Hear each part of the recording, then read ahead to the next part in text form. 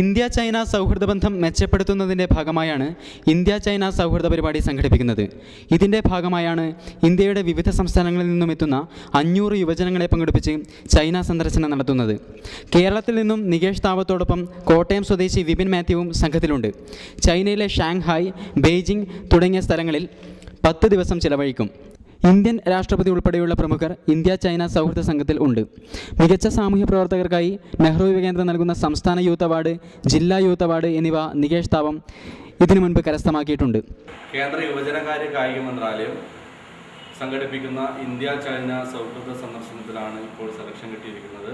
അതായത് കേരളത്തിൽ നിന്ന് 2 പേരെയാണ് തിരഞ്ഞെടുത്തത്. മികച്ച സാമൂഹ്യ പ്രവർത്തകരെ ഉൾപ്പെടുത്തിക്കൊണ്ടാണ് ഈ പരിപാടിയിലേക്ക് ആൾക്കാരെ പങ്കെടുപ്പിച്ചിട്ടുള്ളത്.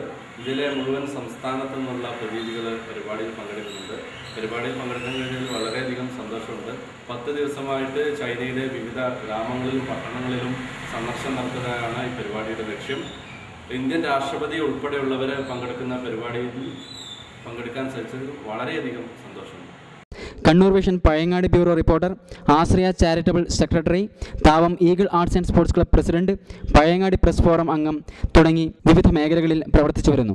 ചെറുകുന്ന് താവത്തെ ശാന്ത പവിത്രൻ ദമ്പതികളുടെ മകനാണ്. കുറുമാത്തൂരിലെ AK ഭാസ്കരൻ്റെയും മണിയുടെയും മകൾ ഷിനിയാണ് ഭാര്യ. നിഷാദ് ഏക സഹോദരനാണ്. News desk, Kannur vision.